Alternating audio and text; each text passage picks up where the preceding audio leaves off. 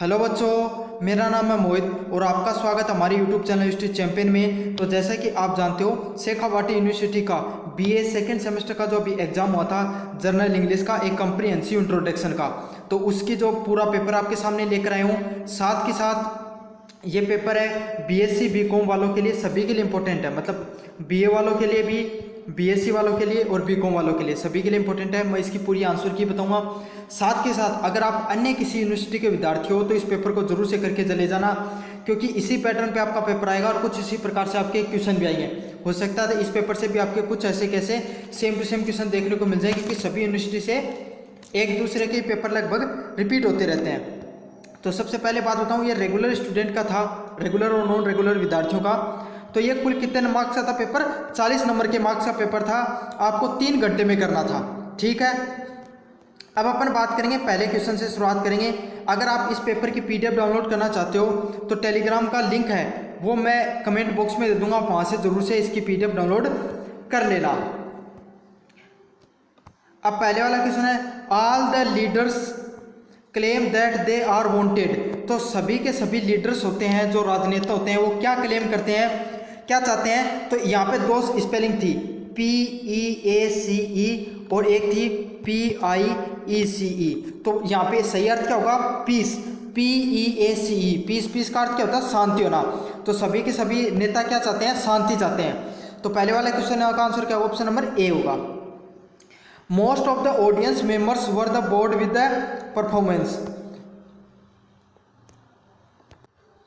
तो जो सभी की सभी जो ऑडियंस थी वो क्या हो गई थी, मतलब उसकी परफॉर्मेंस से बोर हो गई थी, उदास हो गई थी, या फिर मतलब थोड़ी उदासीनता ही बांधता। तो यहाँ पे स्पेलिंग, सही स्पेलिंग क्या आएगी? BORAD। अगले वाला क्वेश्चन है, third number question, I ate too much at dinner। तो यहाँ पे स्पेलिंग में दिखा देता हूँ, अगर आपको सही से नहीं दिख रही है। EATA है और EIGHT है, एट। तो सही स्पेलिंग इसकी क्या होगी? ATE, eight. एट मतलब क्या होता है? खाना। हम मतलब जो शाम का खाना है, डिनर है, उसको बहुत ज़्यादा खाया हमने। अगले वाला चौथे वाला क्वेश्चन है, bee stung me at races today. तो आज जो एक मधुमक्खी है उसने मुझे काट लिया। तो यहाँ पे स्पेलिंग है BE और BEE। तो इसका सही आंसर क्या होगा? BEE। बी मतलब क्या होता है? मधुमक्खी होता है। और ये जो सिंपल बी होती है, ये एक मैन वर्ब के रूप में काम करती है। पांचवा नंबर क्वेश्चन है, आई कांट हियर यू। तो यहाँ पे दो स्पेलिंग है, HEAR हियर और HERE। तो आपको सभी को पता है जो सही स्पेलिंग है वो क्या होगी? सुनने की HEAR होती है। तो इस क्वेश्चन का जो सही आंसर होगा वो क्या होगा? HER होगी। तो ये सभी क्वेश्चन है वो किसके होते हैं? होमोनिम के क्वेश्चन है। आपकी यूनिवर्सिटी में भी होमोनिम के क्वेश्चन आएंगे, तो ये क्वेश्चन आप देखकर चले जाना। हो सकता है कि इनमें से क्वेश्चन आपके भी रिपीट हो जाए। अब जो सेकंड क्वेश्चन आता है, ये भी 5 नंबर का था और ये भी 5 नंबर का था। इसमें आपको क्या करना था? इंग्लिश के शब्दों को हिंदी में बदलना था। तो 5 क्वेश्चन आएंगे आपके भी ऐसे। पहला शब्द था डर्ट, DIRT। डर्ट मतलब क्या होती है? गंदगी होती है। ठीक है, पहली स्पेलिंग क्या थी? DIRT, डार्ट मतलब गंदगी। दूसरा क्वेश्चन था ब्राइड। ठीक है, दूसरा पर्सन आपके सामने क्या दिया गया? दूसरा क्वेश्चन वर्ड आपके सामने क्या दिया गया था? वर्ड ब्राइड दिया गया था। तो ब्राइड की जो अर्थ क्या होता है? वो होता है दुल्हन। ठीक है, और ब्राइड ग्रूम होता है, वो उसे दूल्हे को बोलते हैं। अगला नंबर क्वेश्चन है करेक्टर, CHARACTER। करेक्टर, करेक्टर का अर्थ क्या होता है? जो चरित्र, कोई भी व्यक्ति का जो चरित्र होता है उसको क्या बोलते हैं? करेक्टर बोलते हैं, या पात्र भी बोला जाता है कभी कभी। अब अगला क्वेश्चन है सेंट, SCENT। सेंट, सेंट का अर्थ क्या होता है? सुगंध या खुशबू। ठीक है, अगले वाला 5वां नंबर क्वेश्चन आया था, वो क्या था? सो, SOW। तो सो का अर्थ होता है बोना। बोना मतलब छोटे वाला बोना नहीं, कोई व्यक्ति के लिए। बोना मतलब सीड्स को बोना, जो अपन बीजों को बोते हैं ना, तो उसको बोलते हैं सीड सोइंग। अब आपके 5 नंबर के क्वेश्चन आए थे, जिसमें आपको डायरेक्ट को इनडायरेक्ट में चेंज करना था। 2 क्वेश्चन तो डायरेक्ट इनडायरेक्ट के आए थे और 3 पैसिव के आए थे। तो इनको कैसे कन्वर्ट करना मैं आपको बता देता हूँ। पहला क्वेश्चन है, he said to me I have given up my job. तो इसको कैसे कन्वर्ट करेंगे, जैसा कि आप जानते हो ये सबसे पहले आपको पहचाना है कौन से टेंस में है, तो ये कौन से टेंस में है, प्रेजेंट परफेक्ट टेंस में है। तो इसको कैसे कन्वर्ट किया जाएगा, प्रेजेंट परफेक्ट टेंस में, तो इसको कन्वर्ट किस में किया जाएगा, पास्ट परफेक्ट टेंस में। ठीक है, आपको ये ध्यान में रखना है, प्रेजेंट टेंस किस में बदल जाता है, पास्ट टेंस में बदल जाता है। सेड किस में बदल जाता है, सेड टू टोल्ड में बदल जाता है। ठीक है, सिंपल सेंटेंस है, क्वेश्चन मार्क वाला सेंटेंस नहीं है, तो यहाँ पे हेल्पिंग वर्ब जो कनेक्टर क्या लगेगा, दैट लगेगा कंजक्शन का। ठीक है, तो अब इसको कन्वर्ट करें तो ये कैसे कन्वर्ट होगा, ही का ही आ जाएगा। ठीक है, सैड किस में बदल जाएगा, टोल्ड में बदल जाएगा, TOLD।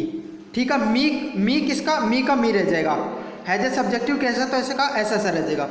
अब यहाँ पे आपको देख सकते हैं, यहाँ पे आया आई है, फर्स्ट सब्जेक्ट है, वो किसके अनुसार चेंज होता है, सब्जेक्ट के अनुसार चेंज हो जाता है। तो सब्जेक्ट क्या है यहाँ पे, ही है, तो ही का क्या आएगा, यहाँ पे ही आ जाएगा।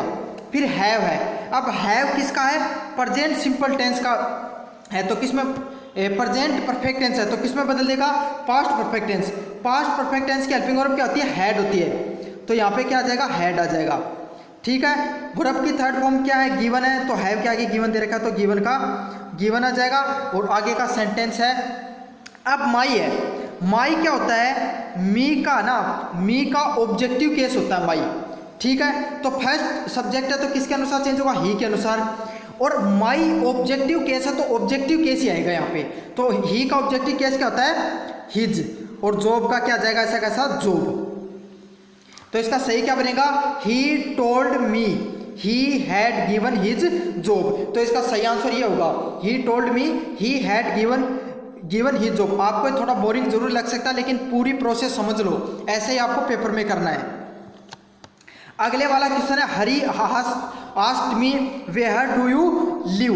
तो जैसा कि आप जानते हो, जो क्वेश्चन मार्क वाले सेंटेंस आते हैं ना पैसिव वॉइस में, उसमें जो आस्क्ड है, उसमें दो चीज़ें आपको ध्यान रखनी है। सबसे पहले तो जो सेंटेंस है वो WH वर्ड से स्टार्ट हो रहा है, नहीं हो रहा है। अगर WH वर्ड से स्टार्ट हो रहा है तो वहाँ पे वेदर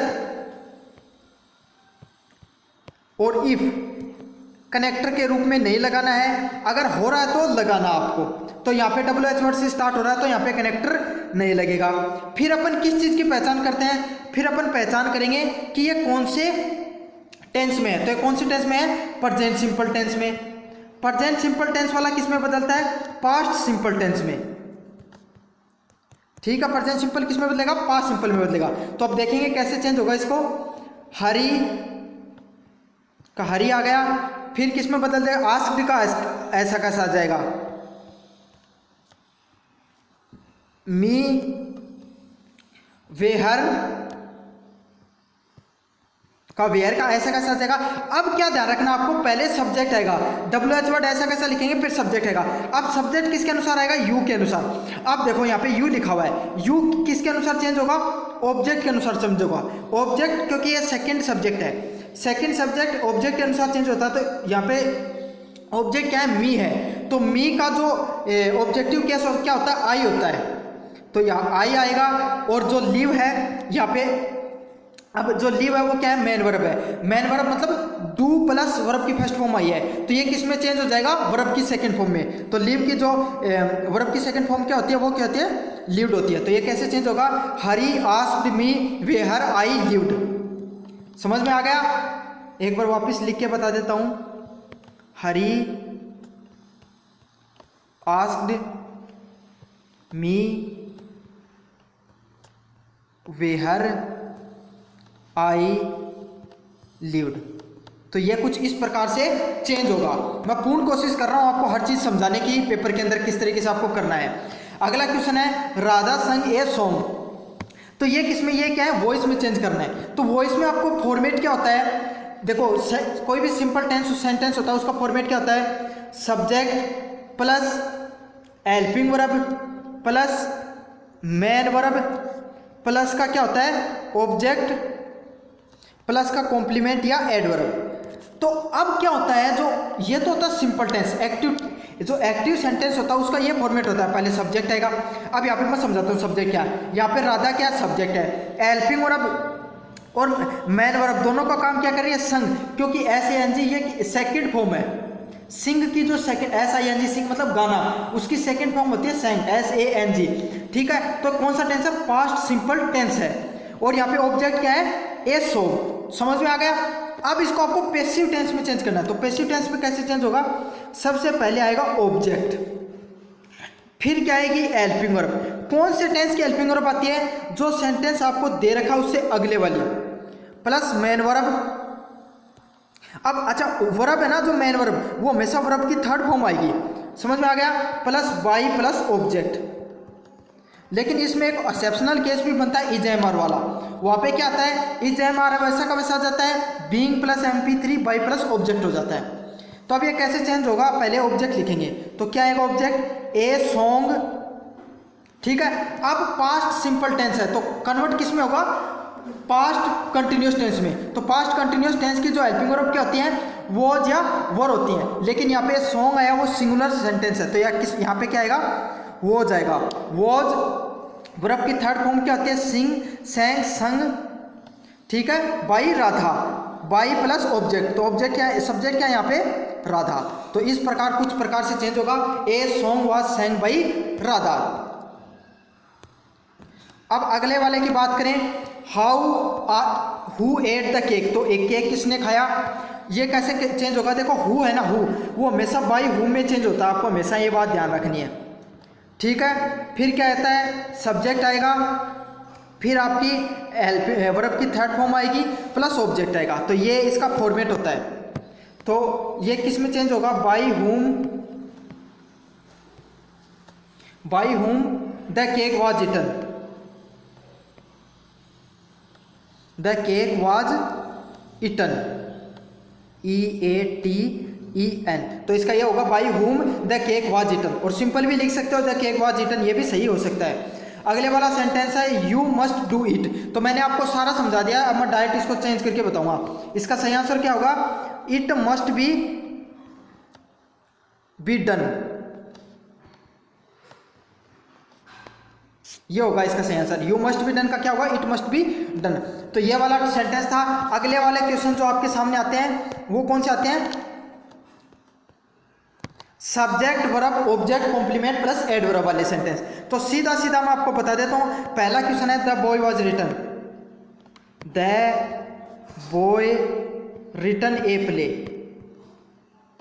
रिटन ए प्ले। तो यहाँ पे देखो द बॉय क्या आएगा? सब्जेक्ट आएगा, हैज रिटन यहाँ पे वर्ब होगी, और ए प्ले क्या होगा? यहाँ पे ऑब्जेक्ट होगा। ठीक है, किस तरीके से करते हैं मैंने सारा जो मॉडल पेपर में सभी चीज़ें समझा रखी, यहाँ पे आंसर बताऊंगा डायरेक्ट आपको। फिशेज क्या होगा? सब्जेक्ट होगा, स्विम यहाँ पे वर्ब होगी। अगले वाला क्वेश्चन है he gave me a book. तो सी का क्या आएगा? सब्जेक्ट, गेव क्या आएगी? वर्ब, ए बुक क्या आएगी? यहाँ पे ऑब्जेक्ट के रूप में आएगी। अगले वाला क्वेश्चन है he painted the door green. He painted the door green में क्या आएगा? ही हैज ए सब्जेक्ट आएगा, पेंटेड वर्ब आएगी, द डोर ऑब्जेक्ट होगा, और ग्रीन क्या होगा? कॉम्प्लीमेंट होगा।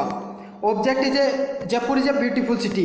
तो जयपुर क्या एक ब्यूटीफुल सिटी है, तो जयपुर एक सब्जेक्ट है, इज क्या यहाँ पे एक वर्ब है, ब्यूटीफुल कॉम्प्लीमेंट, और सिटी क्या यहाँ पे ऑब्जेक्ट है। तो ये सही आंसर थे। ये वाले क्वेश्चन आए थे। तो इन वाले क्वेश्चंस को आप क्या कर लेना, स्क्रीनशॉट ले लो क्या तो, या फिर इसकी PDF मैंने टेलीग्राम ग्रुप पे डाल रखी है, उसका लिंक कमेंट बॉक्स में दे रखा, वहाँ से देख लो। अगले वाले क्वेश्चन थे CV और आपको जो जॉब एप्लीकेशन लिखनी थी। तो पहले वाला कैसा? Right A application for the post of clerk in A company, prepare a CV, prepare your CV for the post of manager in the bank. तो ये वाला, ये दोनों की जो PDF मैंने टेलीग्राम ग्रुप पर दे रखी है, वहाँ से आप PDF से देख लेना।